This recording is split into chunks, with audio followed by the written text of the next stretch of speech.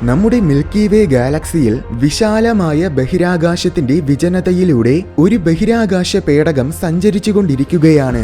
മണിക്കൂറിൽ 2 ദശലക്ഷം കിലോമീറ്റർ വേഗത്തിലാണ് അവർ സഞ്ചരിക്കുന്നത്. അതായത് ബഹിരാകാശത്തിന്റെ വിശാലത പരിഗണിക്കുമ്പോൾ അവർ ബഹിരാകാശത്തിലൂടെ ഇഴഞ്ഞു നീങ്ങുകയാണ്. ഒരുപാട് അകലെയുള്ള ഏതോ ഒരു ലോകത്തിൽ നിന്നുമാണ് അവർ യാത്ര പുറപ്പെട്ടത്. കോടിക്കണക്കിന് വർഷങ്ങളായി ലക്ഷ്യമില്ലാതെ അവർ മിൽക്കി വേയിലൂടെ സഞ്ചരിക്കുകയാണ്. ഇത്രയും വർഷങ്ങൾ കൊണ്ട് അവരുടെ സ്വന്തം ഗ്രഹത്തിൽ നിന്നും ഇപ്പോൾ ആയിരക്കണക്കിന് പ്രകാശ വർഷങ്ങൾക്കകലെ എത്തിയിരിക്കുകയാണ്. ഇത്രയും കാലത്തെ യാത്രക്കിടയിൽ അവർ 10,000-കണക്കിന് നക്ഷത്ര വ്യൂഹങ്ങൾ കടന്നിട്ടുണ്ട്. ഓരോ നക്ഷത്ര വ്യൂഹത്തിൽ എത്തുമ്പോഴും അവിടെയുള്ള എല്ലാ ഗ്രഹങ്ങളെയും അവർ സ്കാൻ ചെയ്ത് നോക്കും. ഇതുവരേക്കും ജീവൻ ഉണ്ടാകാത്തതും എന്നാൽ ജീവൻ നിലനിർത്താൻ ആവശ്യമായ സാഹചര്യങ്ങൾ ഉള്ളതുമായ ഗ്രഹങ്ങൾക്ക് വേണ്ടിയാണ് അവർ ഈ തിരച്ചിൽ നടത്തുന്നത്. അങ്ങനെ ഒരിക്കൽ ഒരു നക്ഷത്ര വ്യൂഹത്തിൽ എത്തിയപ്പോൾ അവിടെ അവരുദ്ദേശിച്ചതുപോലെ ഒരു ഗ്രഹം കണ്ടു. നക്ഷത്രത്തിൽ നിന്നും കുറച്ചകലെയാണ് അത് നിലനിൽക്കുന്നത്. എന്നാൽ ഒരുപാട് അകലെയുമല്ല. ഉപരിതലം ഭൂരിഭാഗവും ജലം നിറഞ്ഞു കിടക്കുകയാണ്. ഒരു മഞ്ഞ കുള്ളൻ നക്ഷത്രമാണ് ഈ നക്ഷത്ര വ്യൂഹത്തിന്റെ ഊർജ സ്രോതസ്. ഈ നക്ഷത്ര വ്യൂഹം രൂപം കൊണ്ടിട്ട് അധിക കാലവുമായിട്ടില്ല. എല്ലാം കൊണ്ടും അവരുദ്ദേശിച്ചതുപോലെ ജീവൻ നിലനിർത്താൻ ഉത്തമമായ ഒരു ഗ്രഹം. ഉടനെ തന്നെ അവരൊരു ചെറിയ സ്പേസ്ഷിപ്പിനെ ആ ഗ്രഹത്തിലേക്ക് ഇറക്കി. സമുദ്രത്തിന് നടുവിൽ വന്നിറങ്ങിയ സ്പേസ്ഷിപ്പിൽ നിന്നും ധാരാളം ബാക്ടീരിയകളെ അവർ തുറന്നുവിട്ടു. അതിൽ വ്യത്യസ്തമായ ആവാസ വ്യവസ്ഥകളിൽ അതിജീവിക്കാൻ അനുയോജ്യമായ രീതിയിൽ ആയിരക്കണക്കിന് തരങ്ങളിലുള്ള ബാക്ടീരിയകൾ ഉണ്ടായിരുന്നു. വലിയൊരു ശതമാനം ബാക്ടീരിയകളും പുതിയ ലോകത്തിലെ പരിസ്ഥിതിയുടെ തീവ്രമായ അവസ്ഥകളിൽ പിടിച്ചു നിൽക്കാൻ പറ്റാതെ ഉടനെ തന്നെ നശിച്ചുപോയി. കുറച്ചു ജീവികൾ അതിജീവിക്കാൻ പരമാവധി ശ്രമിച്ചുവെങ്കിലും വളരെ ചുരുങ്ങിയ കാലങ്ങൾക്കുള്ളിൽ തന്നെ അവയും നശിച്ചു. എന്നാൽ ചില ബാക്ടീരിയകൾ ആ ലോകത്തിലെ അവസ്ഥകളുമായിട്ട് പൊരുത്തപ്പെടാൻ പഠിച്ചു. പൊരുത്തപ്പെടുക മാത്രമല്ല, പുതിയ ആവാസ വ്യവസ്ഥകൾക്കനുസരിച്ച് മാറുകയും ചെയ്തു. അങ്ങനെ അവർ പരിണമിക്കാൻ തുടങ്ങി. ഒരു കടലിൽ നിന്നും ആ ഗ്രഹത്തിലെ എല്ലാ സമുദ്രങ്ങളിലേക്കും, സമുദ്രങ്ങളിൽ നിന്നും കരയിലേക്കും, കരയിൽ നിന്നും മറ്റ് ഭൂഖണ്ഡങ്ങളിലേക്കും ആകാശത്തിലേക്കും വരെ അവ വ്യാപിച്ചു. ഗ്രഹത്തിലെ ഓരോ പുതിയ മേഖലകളിലേക്ക് പോകുമ്പോഴും അവയിൽ വലിയ രൂപഭാവ മാറ്റങ്ങൾ സംഭവിച്ചുകൊണ്ടിരുന്നു. അങ്ങനെ കാലക്രമേണ ആ സൂക്ഷ്മജീവികൾ വൈവിധ്യമാർന്ന തരത്തിൽ അത്യധികം സങ്കീർണമായ രീതിയിൽ വ്യത്യസ്തമായ പലതരം ജീവജാലങ്ങളായിട്ട് പരിണമിച്ചു. അവസാനം തുടർന്നുള്ള 400 കോടി വർഷങ്ങളുടെ പരിണാമത്തിനൊടുവിൽ ആ ലോകത്തിൽ ഇന്റലിജന്റായ ജീവികളുണ്ടായി. സ്വയം ചിന്തിക്കാനും ഒരുമിച്ച് പ്രവർത്തിക്കാനും ആശയവിനിമയം നടത്താനും ഒരു സംസ്കാരം വളർത്തിയെടുക്കാനും അതിലൂടെ പുരോഗമിക്കാനും ആ ജീവികൾ പഠിച്ചു. ഒടുവിൽ അവർ തന്നെ അവരുടെ ഗ്രഹത്തിനൊരു പേരും നൽകി: ഭൂമി.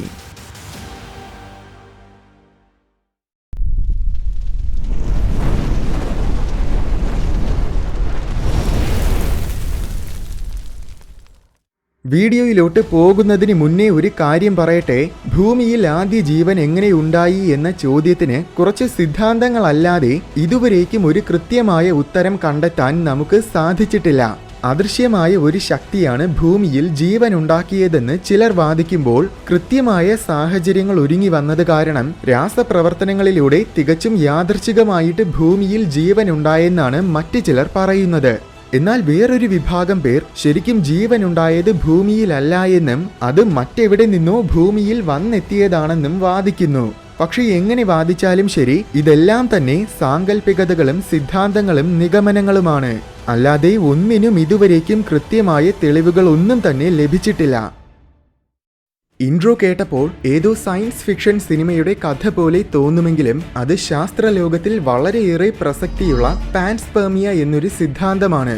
ഭൂമിയിലെ ആദ്യ ജീവൻ യഥാർത്ഥത്തിൽ രൂപം കൊണ്ടത് ഭൂമിയിലല്ല എന്നും പ്രപഞ്ചത്തിൽ മറ്റെവിടെയോ രൂപം കൊണ്ട ജീവൻ അന്യഗ്രഹ ജീവികൾ വഴിയോ ഉൽക്കകളിലൂടെയോ പാറക്കഷ്ണങ്ങളിൽ നിന്നുമോ അങ്ങനെ ഏതെങ്കിലും മാർഗത്തിലൂടെ ഭൂമിയിൽ വന്നെത്തിയതാണെന്നുമാണ് പാൻസ്പെർമിയ സിദ്ധാന്തം പറയുന്നത്.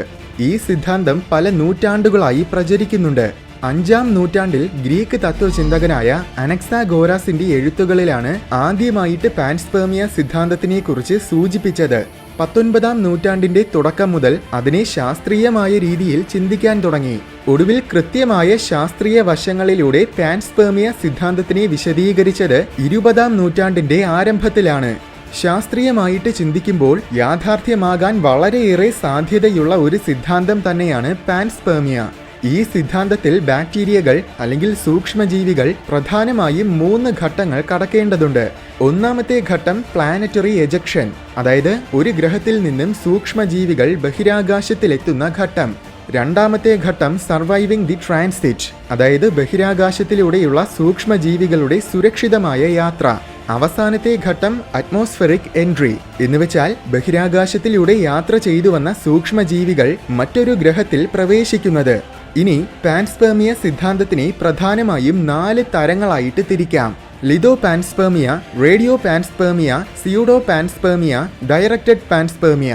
ഇതിൽ ആദ്യത്തെ 2 തരങ്ങൾക്കും 3 ഘട്ടങ്ങളും ബാധകമാണ്. ഒരു ഗ്രഹത്തിൽ നിന്നും പാറ കഷ്ണങ്ങളിലൂടെ മറ്റൊരു ഗ്രഹത്തിൽ ജീവൻ എത്തുന്നതിനെയാണ് ലിതോ പാൻസ്പെർമിയ എന്ന് പറയുന്നത്.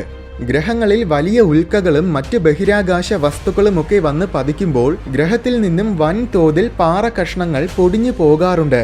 മാർസിലും ചന്ദ്രനിലുമൊക്കെ രൂപം കൊണ്ട പാറ കഷ്ണങ്ങൾ നമ്മൾ ഭൂമിയിൽ നിന്നും കണ്ടെത്തിയിട്ടുണ്ട്. അതുപോലെ ഭൂമിയിൽ നിന്നും വലിയ ഉൽക്കാപതനങ്ങളിലൂടെ പാറ കഷ്ണങ്ങൾ പൊടിഞ്ഞു പോയിട്ടുണ്ട്. ആ പാറകളിൽ ഏതെങ്കിലും തരത്തിലുള്ള സൂക്ഷ്മജീവികൾ ഉണ്ടായിരുന്നിരിക്കാം. പക്ഷേ ഭൂമിയിൽ നിന്നും പാറ കഷ്ണങ്ങൾ പൊടിഞ്ഞു പോകുന്ന ആ തീവ്രമായ പ്രക്രിയയിൽ ഈ സൂക്ഷ്മജീവികൾക്ക് അതിജീവിക്കാനാകുമോ? ഭൂമിയിൽ നിന്ന് പൊടിയുന്ന പാറ കഷ്ണങ്ങൾക്ക് ഭൂമിയുടെ ഗുരുത്വാകർഷണ ബലത്തിനെ ഭേദിച്ച് ബഹിരാകാശത്തിലേക്ക് പോകണമെങ്കിൽ ഉപരിതലത്തിൽ നിന്നും അത് 11.18 മീറ്റർ/സെക്കൻഡ് വേഗത്തിൽ സഞ്ചരിക്കണം. അതാണ് ഭൂമിയുടെ എസ്കേപ്പ് വെലോസിറ്റി. അതിനേക്കാൾ കുറഞ്ഞ വേഗത്തിലാണ് സഞ്ചരിക്കുന്നതെങ്കിൽ അത് ബഹിരാകാശത്തിൽ എത്തുന്നതിന് മുൻപ് തന്നെ തിരിച്ചു ഭൂമിയിൽ വന്ന് വീഴും. എന്നാൽ എസ്കേപ്പ് വെലോസിറ്റിയിൽ ഭൂമിയിൽ നിന്നും പാറ കഷ്ണങ്ങൾ പൊടിഞ്ഞു പോകണമെങ്കിൽ അത്രയും വലിയ കൂട്ടിയിടിയായിരിക്കണം സംഭവിക്കേണ്ടത്. പക്ഷേ അത്രയും ഭീകരമായ കൂട്ടിയിടിയിൽ നിന്നുമുണ്ടാകുന്ന താപനില എന്നത് 1000 ഡിഗ്രി സെൽഷ്യസ് ആയിരിക്കും. താപനില മാത്രമല്ല പ്രശ്നം, ഉൽക്ക വന്ന് പതിക്കുമ്പോഴുണ്ടാകുന്ന ആഘാതവും ഭൂമിയിൽ നിന്ന് പൊട്ടുന്ന പാറ കഷ്ണങ്ങൾ ആക്സിലറേറ്റ് ചെയ്യപ്പെടുന്നതിന്റെ ശക്തിയും സമ്മർദ്ദവും അങ്ങനെ എല്ലാം തന്നെ വളരെ ഘോരമായിരിക്കും. ഈ പ്രശ്നങ്ങളെല്ലാം തരണം ചെയ്താൽ മാത്രമേ അടുത്ത ഘട്ടത്തിലേക്ക് കടക്കാൻ കഴിയുകയുള്ളൂ. ബാക്ടീരിയകൾ പാറയുടെ ഒരുപാട് ഉള്ളിലാണ് ഇരിക്കുന്നതെങ്കിൽ ഒരുപക്ഷെ അവയ്ക്ക് ഈ പ്രശ്നങ്ങളെല്ലാം തരണം ചെയ്യാൻ സാധിച്ചേക്കാം. പക്ഷേ ഇത്രയും തീവ്രമായിട്ടല്ലാതെ മറ്റൊരു മാർഗത്തിലൂടെയും ബാക്ടീരിയകൾക്ക് ബഹിരാകാശത്തിൽ എത്താൻ കഴിയും. വ്യത്യസ്തമായ പലതരം ബാക്ടീരിയകളെയും നമ്മുടെ അന്തരീക്ഷത്തിന്റെ ഒരുപാട് ഉയരങ്ങളിൽ നമ്മൾ കണ്ടെത്തിയിട്ടുണ്ട്. ഉയരങ്ങളിൽ എന്ന് പറയുമ്പോൾ സ്ട്രാറ്റോസ്ഫിയറിൽ, അതായത് 50 കിലോമീറ്ററുകൾക്ക് മുകളിൽ വരെ കണ്ടിട്ടുണ്ട്. 100 കിലോമീറ്റേഴ്സ് കഴിഞ്ഞാൽ പിന്നെ ബഹിരാകാശം എത്തി എന്ന കാര്യം ഓർക്കുക. അതിനാൽ തന്നെ സ്ട്രാറ്റോസ്ഫിയറിൽ നിന്നും ഒരുപക്ഷെ ബാക്ടീരിയകൾക്ക് ബഹിരാകാശത്തിലേക്ക് പോകാൻ കഴിയും. എങ്ങനെയാണെന്നാൽ എപ്പോഴും സൂര്യനിൽ നിന്നും സൗരക്കാറ്റ് വീശുന്നുണ്ട്. അന്തരീക്ഷത്തിന്റെ ഒരുപാട് ഉയരങ്ങളിൽ എത്തുന്ന ചില ബാക്ടീരിയകൾ ചിലപ്പോൾ ഈ സൗരക്കാറ്റ് കാരണം അന്തരീക്ഷത്തിൽ നിന്നും പുറന്തള്ളപ്പെടും. അങ്ങനെ അവ ബഹിരാകാശത്തിലെത്തും. ഈ രീതിയിൽ ജീവൻ ബഹിരാകാശത്തിൽ എത്തുന്നതിനെയാണ് റേഡിയോ പാൻസ്പെർമിയ എന്ന് പറയുന്നത്, അതായത് 2ാമത്തെ തരം പാൻസ്പെർമിയ. ഇങ്ങനെ ചിന്തിക്കുമ്പോൾ ഒരുപക്ഷെ ബഹിരാകാശം നിറയെ ഇത്തരം സൂക്ഷ്മജീവികൾ കൊണ്ട് നിറഞ്ഞിരിക്കുകയായിരിക്കുമെന്ന് സങ്കല്പിക്കാം. എന്തായാലും അങ്ങനെ 1ാമത്തെ ഘട്ടം ബാക്ടീരിയകൾക്ക് തരണം ചെയ്യാം. പക്ഷേ ബഹിരാകാശത്തിൽ എത്തിയത് കൊണ്ട് മാത്രം കാര്യമായില്ല. ബഹിരാകാശത്തിലൂടെ സഞ്ചരിക്കുന്നതും അതിജീവിക്കുന്നതും അത്യധികം പ്രയാസമുള്ള കാര്യമാണ്. ഏകദേശം പൂർണ്ണമായ 0 ഡിഗ്രി സെൽഷ്യസ് താപനില, തീവ്രമായ വരൾച്ച, സമ്മർദ്ദം, അതിനൊക്കെ പുറമെ അത്യധികം ശക്തമായ പലവിധം റേഡിയേഷൻസുകളാലും നിറഞ്ഞതാണ് ബഹിരാകാശം. അതിനാൽ തന്നെ ഒട്ടുമിക്ക സൂക്ഷ്മജീവികളും ബഹിരാകാശത്തിലെത്തി ഏതാനും ചില നിമിഷങ്ങൾക്കുള്ളിൽ തന്നെ നശിച്ചു പോകും.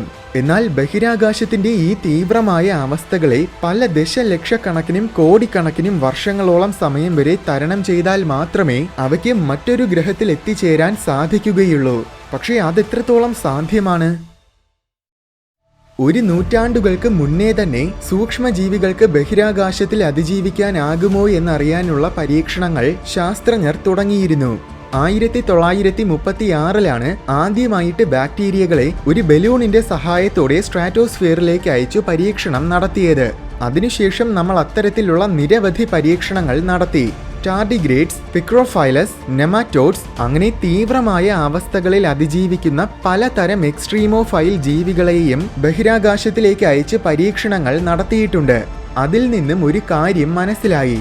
തീർച്ചയായും സൂക്ഷ്മജീവികൾക്ക് ബഹിരാകാശത്തിലെ പല തീവ്രമായ അവസ്ഥകളിലും അതിജീവിക്കാനാകും. ബഹിരാകാശത്തിൽ കൊണ്ടുപോയ ചില ബാക്ടീരിയകളെ പല വർഷങ്ങളോളം കഴിഞ്ഞ ശേഷം പുനർജീവിപ്പിച്ചിട്ടുണ്ട്. അതിനൊരുത്തമ ഉദാഹരണമാണ് ടാർഡിഗ്രേഡ്. ബഹിരാകാശത്തിൽ അല്ലെങ്കിൽ അതുപോലെ തീവ്രമായ എന്തെങ്കിലും സാഹചര്യങ്ങളിൽ എത്തുമ്പോൾ അവ ക്രിപ്റ്റോബയോസിസ് എന്നൊരവസ്ഥയിലേക്ക് അവയുടെ ശരീരത്തിനെ കൊണ്ടുപോകും. വളരെ നിസ്സാരമായിട്ട് പറഞ്ഞാൽ ശരീരത്തിനെ മുഴുവൻ താൽക്കാലികമായിട്ട് പ്രവർത്തനരഹിതമാക്കുന്നതിനു സമാനമായ ഒരവസ്ഥയാണ് ക്രിപ്റ്റോബയോസിസ്. അതുകൊണ്ട് തന്നെ അങ്ങനൊരവസ്ഥയിലായി കഴിഞ്ഞാൽ പിന്നെ അവയ്ക്ക് ഊർജത്തിന്റെ ആവശ്യമില്ലാതെ തന്നെ ഒരുപാട് കാലം അതിജീവിക്കാനാകും. ഇത് ടാർഡിഗ്രേഡിനു മാത്രമുള്ള കഴിവല്ല, ഒത്തിരിയേറെ ജീവികൾക്ക് ഇതിനു തുല്യമായ കഴിവുകളുണ്ട്. പക്ഷേ റേഡിയേഷനാണ് വില്ലൻ. ബാക്കി എല്ലാം തന്നെ തരണം ചെയ്യാൻ സാധിച്ചാലും ബഹിരാകാശത്തിലെ അതിതീവ്രമായ റേഡിയേഷൻ ബാക്ടീരിയകൾക്ക് തരണം ചെയ്യാൻ പറ്റില്ല. ഡൈനോകോക്കസ് റേഡിയോ ഡ്യൂറൻസ് എന്ന ഒരു തരം ബാക്ടീരിയയാണ് ഇതുവരെ കണ്ടുപിടിച്ചിട്ടുള്ള ഏറ്റവും മികച്ച എക്സ്ട്രീമോഫൈൽ ബാക്ടീരിയ. മനുഷ്യന് താങ്ങാൻ കഴിയുന്നതിന്റെ 1000കണക്കിന് മടങ്ങ് റേഡിയേഷൻ ഈ ബാക്ടീരിയകൾക്ക് താങ്ങാനാകും. പക്ഷേ അവയ്ക്ക് പോലും ബഹിരാകാശത്തിൽ എന്തെങ്കിലും സുരക്ഷാ കവചമില്ലാതെ അതിജീവിക്കുന്നതിൽ ഒരു പരിധിയുണ്ട്. ഏറിയാൽ ഏതാനും ചില വർഷങ്ങൾ വരെ മാത്രമേ അത്തരം അവസ്ഥകളിൽ ഇവയ്ക്ക് അതിജീവിക്കാനാകൂ. അതിനാൽ തന്നെ റേഡിയോ പാൻസ്പെർമിയ സിദ്ധാന്തം ശരിയാകാനുള്ള സാധ്യത തീരെ കുറവാണ്. കാരണം അങ്ങനെ അന്തരീക്ഷത്തിൽ നിന്നും ജീവൻ ബഹിരാകാശത്തിലേക്ക് പോയാലും വളരെ പെട്ടെന്നു തന്നെ അവ നശിച്ചു പോകും. എന്നാൽ നല്ല കട്ടി കൂടിയ ഒരു സുരക്ഷാ കവചമുണ്ടെങ്കിൽ, അതായത് പാറ കഷ്ണങ്ങളുടെ ഉള്ളിലാണെങ്കിൽ അവയ്ക്ക് തീർച്ചയായും പല കോടി വർഷങ്ങളോളം കാലം അതിജീവിക്കാനാകും. അതിനൊരുത്തമ ഉദാഹരണമാണ് എൻഡോലിത്സ്. പാറകളുടെ ഉള്ളിൽ ജീവിക്കുന്ന ഒരുതരം ജീവികളാണ് എൻഡോലിത്തുകൾ. അങ്ങനെയെങ്കിൽ ലിതോ പാൻസ്പെർമിയ തീർച്ചയായും സാധ്യതയുള്ള കാര്യമാണ്. പക്ഷേ അവർ മറ്റൊരു ഗ്രഹത്തിൽ എത്തിച്ചേരുമോ? ഗ്രഹങ്ങളിൽ നിന്നും ബഹിരാകാശത്തിൽ സുരക്ഷിതമായിട്ടെത്തിയത് കൊണ്ട് മാത്രം പൂർത്തിയാകുന്നില്ല. ആ ഉൽക്ക നക്ഷത്രവ്യൂഹവും കൂടെ കടന്നു പോകണം. അങ്ങനെ പോകുന്നതിനിടയിൽ ആ നക്ഷത്രവ്യൂഹത്തിൽ തന്നെയുള്ള മറ്റ് ഗ്രഹങ്ങളുടെ പിടിയിൽ അകപ്പെടാനുള്ള ചെറിയ സാധ്യത ഒഴിവാക്കിയാൽ പ്രധാന പ്രശ്നം വേഗതയാണ്. നമ്മുടെ സോളാർ സിസ്റ്റത്തിൽ ഒരു വസ്തുവിന് സൂര്യന്റെ ഗുരുത്വാകർഷണ ബലത്തിനെ ഭേദിച്ച് സൗരയൂഥത്തിന് പുറത്തു പോകാൻ ആവശ്യമായ എസ്കേപ്പ് വെലോസിറ്റി എന്നത് ഏകദേശം 42 km/s ആണ്. അതായത് ഭൂമിയിൽ നിന്നും പുറത്തു കടക്കാൻ ആവശ്യമായതിന്റെ 4 മടങ്ങ് വേഗത. എന്തായാലും വേഗത കൈവരിച്ച് നക്ഷത്രവ്യൂഹത്തിൽ നിന്നും പുറത്തു പോയാൽ പിന്നെ ആ ബാക്ടീരിയ പല യുഗങ്ങളോളം കാലം യാത്രയിലായിരിക്കും. അത് കഴിഞ്ഞാൽ 3ാം ഘട്ടമുണ്ട്, അതായത് മറ്റൊരു ഗ്രഹത്തിൽ ചെന്ന് പതിക്കുന്ന ഘട്ടം. യാത്രക്കിടയിൽ മറ്റൊരു നക്ഷത്രവ്യൂഹത്തിൽ പ്രവേശിക്കാനും അത് കൃത്യമായും ജീവൻ നിലനിർത്താൻ ആവശ്യമായ അവസ്ഥകളുള്ള ഒരു ഗ്രഹത്തിൽ തന്നെ വീഴാനുമുള്ള സാധ്യതയെന്നത് വളരെ വളരെ കുറവാണ്. അതിനുത്തമമായ ഒരു ഉദാഹരണമാണ് ഓമുഅമുഅ. അത് പ്രപഞ്ചത്തിന്റെ ഏതോ കോണിൽ നിന്നും വന്ന ഒരു പാറയാണ്.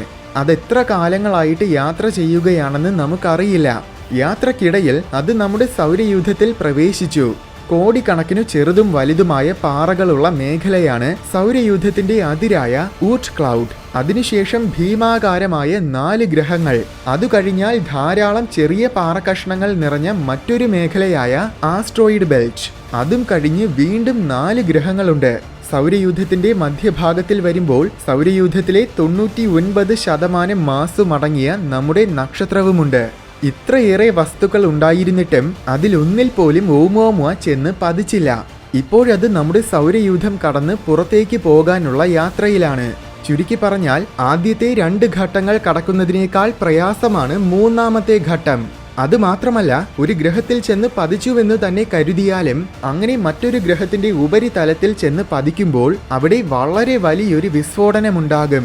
ആ വിസ്ഫോടനത്തിൽ നിന്നുമുണ്ടാകുന്ന താപനില എന്നത് വളരെ തീവ്രമായിരിക്കും. എത്ര കഠിനമായ താപനിലയിൽ അതിജീവിക്കാൻ കഴിയുന്ന സൂക്ഷ്മജീവിയാണെങ്കിൽ പോലും ആ വിസ്ഫോടനത്തിൽ അതിജീവിക്കുക എന്നത് ഏകദേശം അസാധ്യമാണ്. ശരിക്കും അത് ചെന്ന് പതിക്കുന്നതിന് മുൻപ് തന്നെ ഒരുപക്ഷെ അവ പൂർണ്ണമായും നശിച്ചേക്കാം. കാരണം നമ്മുടെ ഭൂമിയിൽ തന്നെ ഭൂമിയുടെ കട്ടിയുള്ള അന്തരീക്ഷം കാരണം ഒട്ടുമിക്ക ചെറിയ ഉൽക്കകളും അന്തരീക്ഷത്തിൽ വച്ച് തന്നെ കത്തിപ്പോകാറുണ്ട്. അപ്പോൾ ആദ്യത്തെ 2 ഘട്ടങ്ങൾ കടന്നാലും 3ാമത്തെ ഘട്ടം തരണം ചെയ്യുന്നത് അത്ര എളുപ്പമായിരിക്കില്ല. എന്നാൽ മൂന്നാമത്തെ തരമായ സ്യൂഡോ പാൻസ്പെർമിയ സിദ്ധാന്തത്തിൽ അവസാനത്തെ ഘട്ടം, അതായത് ഗ്രഹത്തിൽ വന്ന് പതിക്കുന്ന ഘട്ടം, ഒരു പ്രശ്നമായിരിക്കില്ല. നക്ഷത്രവ്യൂഹങ്ങൾ രൂപം കൊള്ളുന്നത് ഭീമാകാരമായ നെബുലകളിൽ നിന്നുമാണ്. ഈ നെബുലകൾക്ക് പല പ്രകാശവർഷങ്ങളുടെ വലിപ്പമുണ്ടായിരിക്കും. സങ്കീർണമായ പല കണികകളും തന്മാത്രകളുമൊക്കെ നെബുലകളിൽ തന്നെ രൂപം കൊള്ളാറുണ്ട്. അങ്ങനെയെങ്കിൽ ജീവനും ഒരുപക്ഷെ ഈ നെബുലയിൽ തന്നെ ആയിരിക്കും ആദ്യമായിട്ട് രൂപം കൊണ്ടത്. പിൽക്കാലത്തിൽ നെബുലയിൽ നിന്നും ഗ്രഹങ്ങൾ രൂപം കൊള്ളുമ്പോൾ സ്വാഭാവികമായും നെബുലയിൽ ഉണ്ടായിരുന്ന ജീവൻ ഗ്രഹങ്ങളിലുമാകും. ഇതാണ് സ്യൂഡോ പാൻസ്പെർമിയ സിദ്ധാന്തം. ഇതിനെ പല രീതിയിലും നമുക്ക് ചിന്തിക്കാം. ഉദാഹരണത്തിന്, പ്രപഞ്ചത്തിന്റെ ഏതോ കോണിൽ നിന്നും വരുന്ന ജീവൻ നിറഞ്ഞ പാറക്കഷ്ണം ഒരു നെബുലയുടെ ഉള്ളിൽ കൂടെ പോയാൽ അത് നെബുലയിൽ കുടുങ്ങിപ്പോകും. കാലക്രമേണ ആ നെബുലയിൽ നിന്നും നക്ഷത്രങ്ങളും ഗ്രഹങ്ങളുമൊക്കെ രൂപം കൊള്ളാൻ തുടങ്ങും. അങ്ങനെ രൂപം കൊള്ളുന്ന കാലമെന്നത് മുഴുവൻ കോലാഹലങ്ങൾ നിറഞ്ഞതും വളരെയേറെ തീവ്രവുമായിരിക്കും. നിരന്തരമായിട്ട് ബഹിരാകാശ വസ്തുക്കൾ തമ്മിൽ കൂട്ടിയിടിക്കുകയും വിസ്ഫോടനങ്ങൾ ഉണ്ടാവുകയും ഒക്കെ ചെയ്യുന്ന ഒരു കാലമായിരിക്കും അത്. ആ സമയത്തിൽ ജീവൻ കൊണ്ടുവന്ന ഉൽക്ക മറ്റ് വസ്തുക്കളുമായിട്ട് കൂട്ടിയിടിക്കാനുള്ള സാധ്യത വളരെ കൂടുതലാണ്. അങ്ങനെ കൂട്ടിയിടിച്ച് ചിന്നിച്ചിതറുന്ന ഉൽക്കയുടെ പൊടികളും കൂടെ ചേർന്നായിരിക്കും അവിടുത്തെ ഗ്രഹങ്ങൾ രൂപം കൊള്ളുന്നത്. രൂപം കൊണ്ട എല്ലാ ഗ്രഹങ്ങളിലും ഒരുപക്ഷെ ഉൽക്കയിൽ നിന്നും പൊടിഞ്ഞ ജീവന്റെ പദാർത്ഥങ്ങൾ ഉണ്ടായിരിക്കും. എന്നാൽ അതിൽ ജീവൻ നിലനിർത്താൻ ആവശ്യമായ സാഹചര്യങ്ങൾ ഉണ്ടായിരുന്ന ഗ്രഹങ്ങളിൽ എത്തിയ ജീവൻ മാത്രം ആ ഗ്രഹങ്ങളിൽ അതിജീവിക്കുകയും പരിണമിക്കുകയും ചെയ്യും. സ്യൂഡോ പാൻസ്പെർമിയ സിദ്ധാന്തത്തിനെ ഇതുപോലെ ഇനിയും പല രീതിയിലും ചിന്തിക്കാനാകും. പക്ഷേ എങ്ങനെ നോക്കിയാലും ഇതെല്ലാം തന്നെ തികച്ചും യാദർച്ഛികമായിട്ട് സംഭവിക്കേണ്ട കാര്യങ്ങളാണ്. എന്നാൽ ഒരുപക്ഷെ ഇത് നിയന്ത്രിതമായിട്ട് സംഭവിക്കുകയാണെങ്കിലോ? അവസാനത്തെ തരം പാൻസ്പെർമിയയാണ് ഡയറക്റ്റഡ് പാൻസ്പെർമിയ. ഈ സിദ്ധാന്തത്തിന് 3 ഘട്ടങ്ങളും ഒരു പ്രശ്നമേ അല്ല. കാരണം വളരെയേറെ പുരോഗമിച്ച അന്യഗ്രഹ ജീവികൾ മറ്റ് ഗ്രഹങ്ങളിലേക്ക് ജീവൻ വ്യാപിപ്പിക്കാൻ വേണ്ടി അല്ലെങ്കിൽ പരീക്ഷണം നടത്താൻ വേണ്ടി അവരുടെ ഗ്രഹത്തിലുള്ള ജീവനെ ജീവനില്ലാത്ത ഒരു ഗ്രഹത്തിലേക്ക് കൊണ്ടിറക്കുന്നതിനെയാണ് ഡയറക്റ്റഡ് പാൻസ്പെർമിയ എന്ന് പറയുന്നത്. അതിനെക്കുറിച്ചാണ് ഞാൻ വീഡിയോയുടെ തുടക്കത്തിൽ പറഞ്ഞത്. ഇത് സാധ്യമാക്കാൻ ഒരുപാട് പുരോഗമിച്ച ഏലിയൻസ് തന്നെ വേണമെന്നില്ല. ടൈപ്പ് 1 തലം കടന്ന ഒരു പുരോഗമന സമൂഹത്തിന് തന്നെ അത് ചെയ്യാൻ കഴിയും. പാൻസ്പെർമിയ സിദ്ധാന്തം ശരിയാണെങ്കിൽ ഞാനും നിങ്ങളും ഈ ലോകത്തിലെ സകല ജീവജാലങ്ങളും യഥാർത്ഥത്തിൽ അന്യഗ്രഹ ജീവികളാണ്, മറ്റൊരു ഗ്രഹത്തിൽ നിന്നും കുടിയേറി പാർക്കുന്നവർ. അതുമാത്രമല്ല, ഇത് ശരിയാണെങ്കിൽ നമ്മുടെ ഗാലക്സിയിൽ മുഴുവനും ജീവൻ വ്യാപിച്ചു കിടക്കുകയായിരിക്കും. പക്ഷേ ഇതൊക്കെ പറയുമ്പോഴും പാൻസ്പെർമിയ എന്നത് ഭൂമിയിൽ ആദ്യ ജീവൻ എങ്ങനെയുണ്ടായി എന്ന് വിശദീകരിക്കാനുള്ള ഒരു സാങ്കല്പിക സിദ്ധാന്തം മാത്രമാണെന്ന കാര്യം മറക്കരുത്.